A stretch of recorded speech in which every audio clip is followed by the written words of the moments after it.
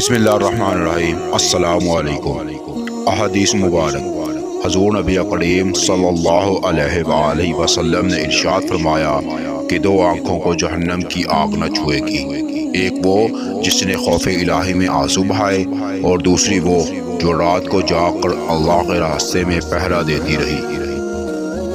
حضور نبی کریم صلی اللہ علیہ وآلہ وسلم نے ارشاد فرمایا کہ جو سچے دل سے شہادت کی دعا کرتا ہے تو اللہ تعالیٰ اسے شہیدوں کا مرتبہ عطا فرمائے گا، اگرچہ وہ اپنے بستر پر انتقال کرے۔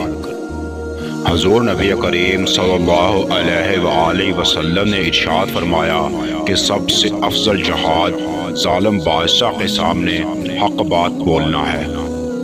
حضور اکرم صلی اللہ علیہ وآلہ وسلم نے ارشاد فرمایا کہ دو قطرے اللہ تعالیٰ کو سب سے زیادہ پسند ہیں، ایک آنسو کا قطرہ جو خوف الہی میں گرے، اور دوسرا خون کا قطرہ جو اللہ کے راستے میں گرے۔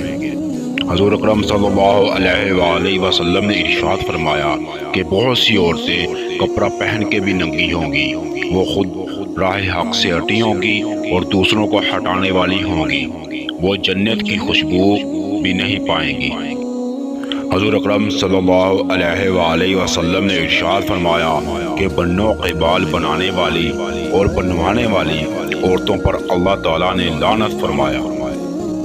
حضرت ابن عباس رضی اللہ تعالیٰ عنہ بیان کرتے ہیں کہ رسول اللہ صلی اللہ علیہ وآلہ وسلم نے ان مردوں پر لعنت فرمائی جو عورتوں سے مشابہت اختیار کرتے ہیں، اور ان عورتوں پر لعنت فرمائی جو مردوں سے مشابہت اختیار کرتی ہیں۔ حضور نبی کریم صلی اللہ علیہ وآلہ وسلم نے ارشاد فرمایا کہ جو اللہ تعالیٰ کی اطاعت کی منت مانگے وہ اللہ تعالیٰ کی اطاعت کرے، اور جو گناہ کے کام کی منت مانگے وہ گناہ نہ کرے۔ حضور نبی کریم صلی اللہ علیہ وآلہ وسلم نے ارشاد فرمایا کہ جب تم میت کے نماز جنازہ پڑھ چکو تو اس کے لیے خلوص دل سے دعا کرو۔